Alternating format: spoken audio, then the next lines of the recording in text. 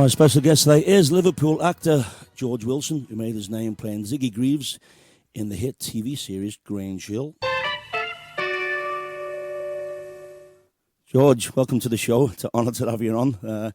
Brought you on with that little Grange Hill jingle there. How you doing, mate? I'm all right, Joe. Thanks. Yeah, I'm good. So, like myself, George, born and bred in Liverpool. What age did you start acting? I would have started acting at 14, to be honest. 14. I started going to a place in Liverpool called the Liverpool Everyman, where they used to do classes and improvisations, and that sort of got me confidence up and warmed me up for Grange Hill, really. Do you know what? Funny enough, you were saying you started off at a young age. I seen this film years ago, and I recently found it on Amazon Prime. No Surrender, Michael Angelis, and I noticed you won the kids in it. Yeah, that's right. Yeah, that was the first bit of filming I ever done. I was 14, and it was just one line, I say, which is "look after your car, mate." Yeah. And yeah, it was just a one line, but I was absolutely over the moon just to be able to say that one line.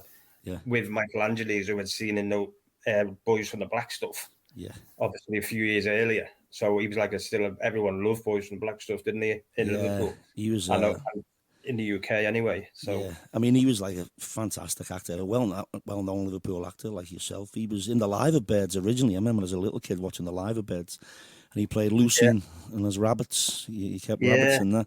But Boys for the Black Stuff was Chrissy. That really made him, didn't he? Funny thing is, there was a Carla Lane thing years later called Love. It didn't last very long, but Michael was in there, and I got it. I wouldn't say a part. I was a waiter in it, and I was serving him. And Julie Peasgood from Brookside, she was in it from Brookside, and they wouldn't let me talk, but they ordered the wine from me. She ordered the wine in the scene, and but he said, "No, you don't talk. You just take the order, go away. The tuxedo on, just go away and give her the wine." I said, "Well, if you go to a restaurant, surely they probably had to pay me more money if I'd have opened my mouth." But in the gym the show went out a few weeks later, and I remember going to the gym, the Return to the gym in Liverpool, and as I walked in, the whole gym was like, "Here's the dumb waiter." yeah. But that sounds like the BBC for you. That won't pay you any extra. Yeah, that's what it was. Yeah. I worked with him years later, 20 odd years later, on a short film about a kid who had like an illness, and he was the father of the kids, and it's like what's the illness? I can't even think of the illness now. Autism.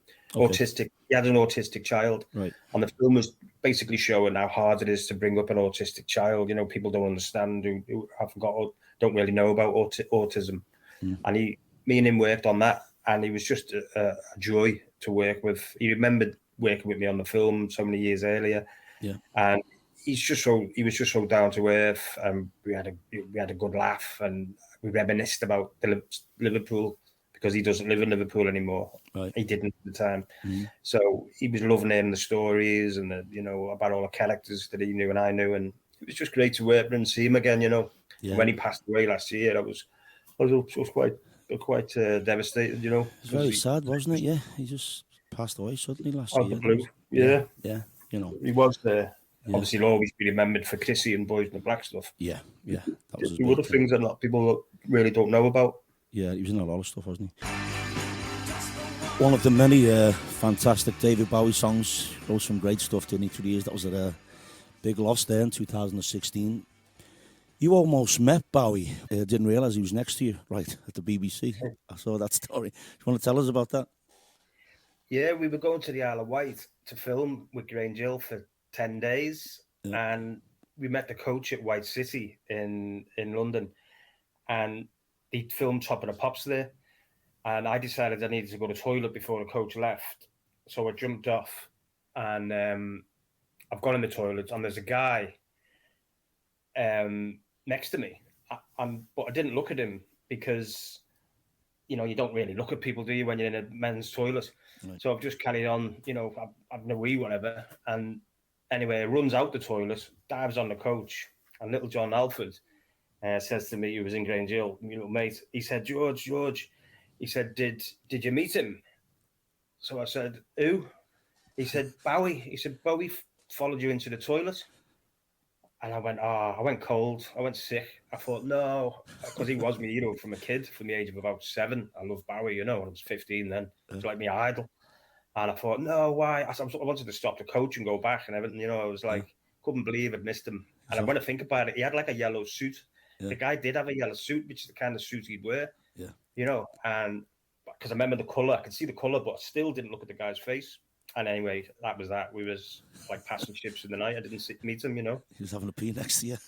Yeah. Wow. I thought, if I had just looked up for years, I've said to myself, if I had just looked up for that split second, I would have seen him, and I would have obviously waited till he'd finished and said hello, at least said, listen, I play Ziggy in Grange Hill, which is named after you. Yeah. That would be me. I know that's what I would have said. Ziggy Stardust, yeah. How did you land the part then of Ziggy Greaves in Grange Hill?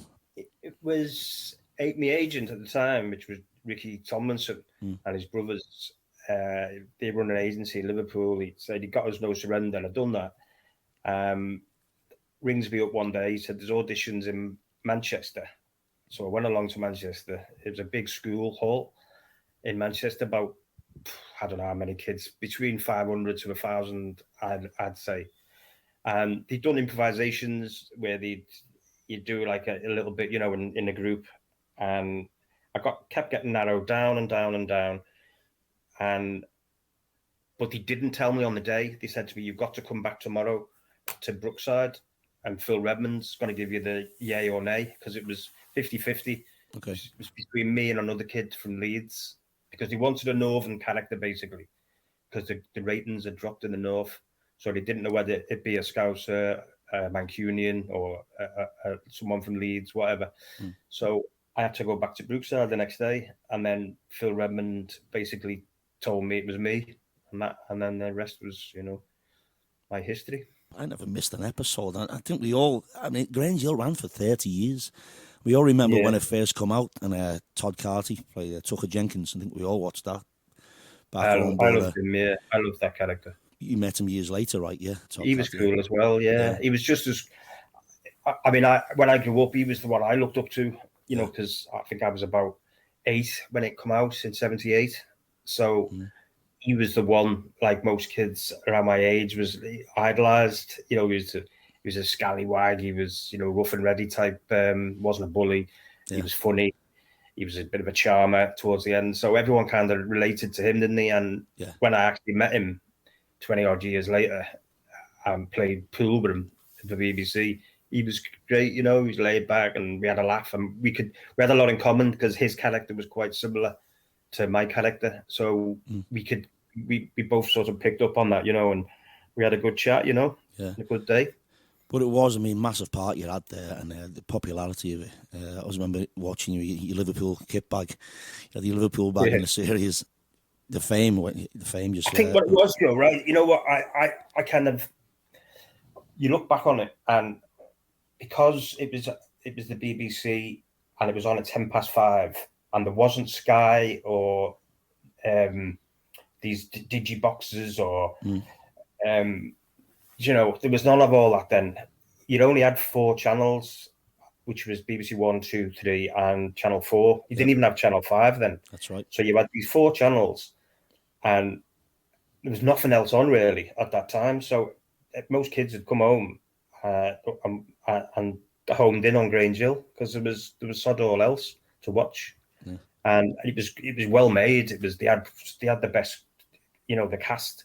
They didn't just cast anyone. They looked, they spend weeks sometimes casting some of them people in it, and finding the best. And the crew were top notch. The BBC, the directors were all. Anthony Manghella was the director on it, and he went on to direct The English Patient, which won all kinds of Oscars. So they had top notch cast and crew on it. So it was bound to be a success. It was a perfect time, and whether it would work now, I don't know. But it worked then, in the 70s, 80s, and then it sort of fizzled out a bit in the 90s, and it ended then, didn't it? At the end of the 90s. Your character, along with John Alford, who became a good mate of yours, right? The little Cockney kid. Both great characters in it. And I remember seeing him years later in London's Burning as well. Yeah, and he went on to do and he released records. He released. I remember that. Had about 7 top 10 hits. Yeah, he did the. You still speak to him, yeah? Yeah, Still in we're touch, good pals. Yeah. Me and John, yeah. He's whenever I go to London, he lives by King's Cross. Right. I always track him down. I always knock at his house and or his flat, and we we have a little day together, whatever, and then I leave him. Yeah. I always look him up whenever I'm in London. Yeah, he's a very, very close friend. Yeah. Now, before we get on to the bit more about Ziggy, that song "Step On," we'll get to your book in a bit, but I read the part in your book about you became mates with them years later, Shaun Ryder and Bez, and you spent a bit of time in Guernsey, and you were on your own in a club and taught everyone to dance in a nightclub. Yeah, what happened in 1990, not long after Grange Hill, because I finished Grange Hill in '89.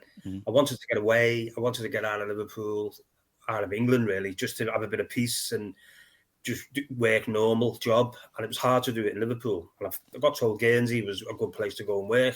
We'd be kind of left alone a bit and just crack on. So I stepped on to Guernsey, and I was there for about 3 or 4 months. And one night I was in a nightclub, and Step On come on. Now, I'd heard Step On in Liverpool a few times in the clubs, but I hadn't heard it over there, and I don't think they'd heard it. It was the first time this DJ played it in 1990, and I started dancing to it, on the dance floor, and the way Bez kind of danced, and they were all looking at me and started trying to copy me, and I kind of taught them how to do it, because I don't think I'd seen the video a few times, and I'd seen some footage of them somewhere. I don't know where. Yeah. Anyway, I knew how that kind of indie type dance was. And anyway, I showed about 7 or 8 lads and a few girls come over, and they're all getting on it. You know what I mean? And that's how it come about. Yeah. You became mates with them years later. Well, just by fluke. Yeah. It was little John Alford again. He was on top of the pops, and I went for a walk. He was getting dressed or something, so I decided to go for a walk around the building, and I was walking down the corridor, and their dressing room was open, and I'm walking past, and I've just sort of popped my head, not in, but I've looked in, and Shaun Ryder recognised me, and he was like, I don't know whether you can swear on your programme. Can you swear? It's scouted off Grange Hill, man. All right. Come in. He was like, get in here. And anyway, I goes in and sit down, next thing, I just got chatting and with him and the guys, and we hit it off, they were really cool. Yeah. And I ended up 3 days with them. I never even went back with John that night. I ended up going back to Manchester with them on the coach, and or the tour bus, whatever it was they had. And I stayed with him for 3 days and just chilled with them, I ended up doing a video with them called England's Diary. So it must have been 96 when we were in the World Cup. Because they done a video, but it got outshined by It's Coming Home. Come out. So it sort of, that took over from that. But they done a song as well called England's Diary, and me and Bez were dancing together in it, yeah. So you left Grange Hill, you said, in what year was it? I started in the 85, and I left at the end of 88. So it was 4 years almost. Okay. Yeah. 4 years. So let's talk about your book, if that's okay. How did it come about at the end of Grange Hill? You found out about the bipolar? It was a few years after. I finished it, as I say, just before the 89, and I found out that that there was problems in 91, really. That's when I first got hospitalised. So it was a couple of years later. There had been a couple of things before that, which with little signs, but I shook them off. I didn't, because I was working and busy, I didn't have time to let it get the better of me. But by the time 91 came, I couldn't shake it off. It got me. And I became kind of reclusive, and the anxiety built up, and I just got to a point where I couldn't shake it off, and I had to go into hospital. And I still didn't know I had bipolar. The doctors kind of thought it might be just a one-off, just like a mental breakdown, and I hoped it was that. And because I obviously didn't want to be tagged with bipolar, which it wasn't even called that then. It was called manic depression, which sounds even worse. Which Jimi Hendrix wrote a song about, didn't he? Because he had it. And anyway, I was all right for about 7 years. I stayed out of hospital because I spent 6 months in hospital that first time, which was quite heroin, at that age, 21. But I got myself out and got myself well and strong, and I lived great for 7 years, maybe too great, because in '99 I ended up back in hospital. It got the better of me again. The lifestyle I led, not looking after myself, maybe living in South Wales, overworked. I wrote a play about 2 Welsh boxers who died on the Titanic, and me and my pal wrote it, produced it, directed it, and we were just I was just worn out basically by the end of it all, and drinking during it, partying. I just took my head exploded, so I was hospitalised again, and then I come out again. I got fit and well, but it happened about another 3 times after. 5 times I've been hospitalised in my life with this illness. But I've kept out of hospital for 8 years now. 2013 was the last time, maybe. Okay. 2013 was the last time I was in hospital. Right. Did he say it had anything to do with coming out of Grange Hill? It's such a big role. You're such a, you still are a celebrity. Everybody knows you. I'm just saying, when Grange Hill was going, you were in the papers. You were on TV all the time. Was it hard coming out of Grange Hill? Affect you a little bit? Yeah, because the money runs out. I was used to good money. I was used to the fame still stayed. I mean, people still recognise me. That has never really gone away. People my age always seem to recognise us. No matter what I do, I get skinheads, I wear hats.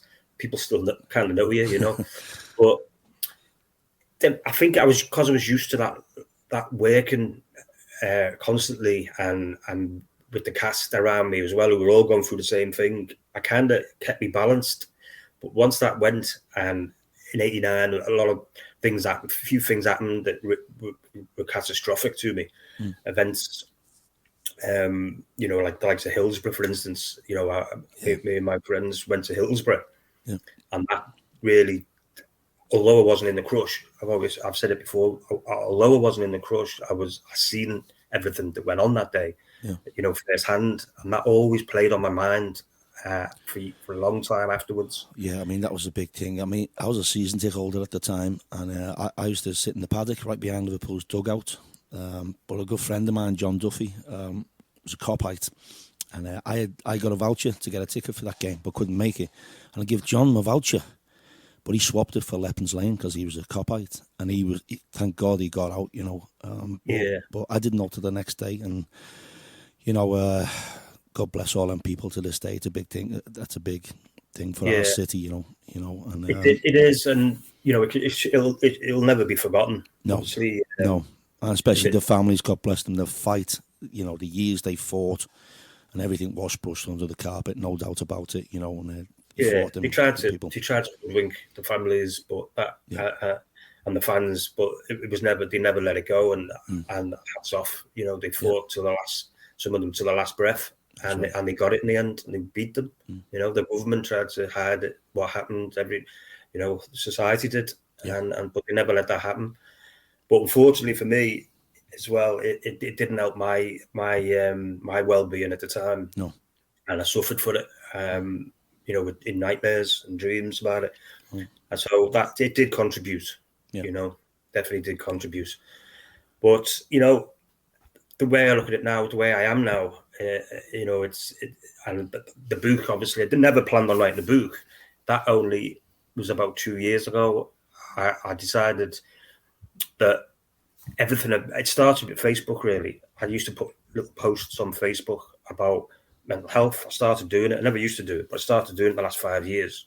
And I noticed so many people were responding to the posts, like commenting underneath or private messaging about their problems. Relating to me and thanking me for being open about it, because they go through the same thing, or their mother, or their sister, or their son. It doesn't matter. It's so just they could all relate. So many people could relate, and that's what made me think: why don't I write a book about everything I've been through, the garden, and not just the sad and the bad bits, but also the funny, the good, the exciting. The stories. Put it all in together, so it's more of an adventure as well as a lesson as well, and that's what I decided to do. And I even didn't, when I finished it, didn't think anything would happen.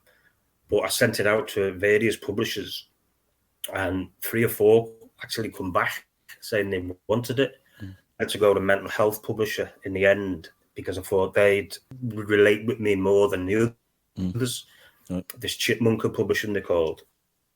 And he wanted it, this guy, you know, he's been great so far. Yeah. He got it out there on Amazon for me. As you say, there's ups and downs in it, but there's a lot of fun parts in it. All your adventures, your Grange Hill days, your nights out in Liverpool. I love the quotes in your book. There's little quotes at the start of each chapter. And there's one, All God's Angels Come to Us Disguised, by James Russell Lowell. Yeah, just talk about the different parts of your book, because it's so much in there, you know. So what I do is I go back and forth a bit in time, you know, like a bit like a Pulp Fiction type book. You know, I can be talking about 1987, say, and then all of a sudden I leap forward to something in 1996 that relates to it. So I go back and forth.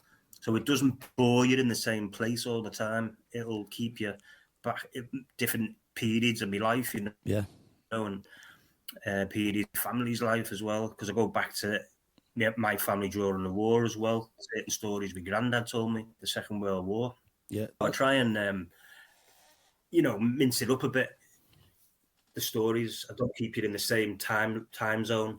Talking about your granddad, there's a part in the book where your grandfather was an extra on a movie and he met Uma Thurman. That's correct. He worked on Robin Hood. He played like a pauper type peasant, and sadly he lost my nan the day before, and he obviously stayed off that day. But the next day he went into filming, and she was really nice to him. He always said she was really kind to him, you know. Yeah. Mate, thank you so much for joining us. I appreciate it so much. And best of luck with the book. You can get it on Amazon. It's called From Grange Hill to Bipolar and Back. George, thanks so much for joining us. Appreciate it. Thanks, mate.